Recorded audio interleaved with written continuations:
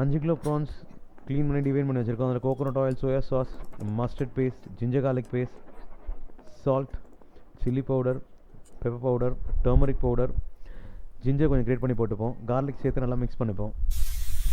இது ஒரு பேனில் போட்டு நல்லா ஒரு 10 நிமிஷம் சாட்டே பண்ணிவிட்டு க்ரீன் ஆனியன் சேர்த்துப்போம்.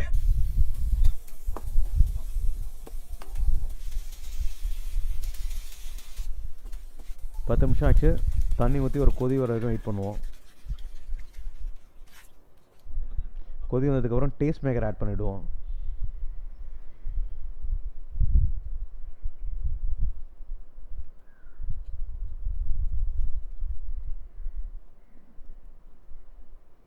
ஸோ அது கொச்சதுக்கப்புறம் அந்த 50 டாப் ரமன் நூடுல்ஸ் பேக்கெட்டையும் போட்டு ஒரு 3 நிமிஷம் குக் பண்ணுவோம்.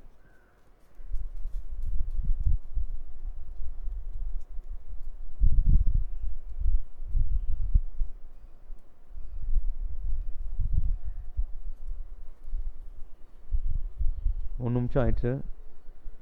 ப்ரான் வித் டாப் ரமன் நூடுல்ஸும் ரெடி ஆயிடுச்சு.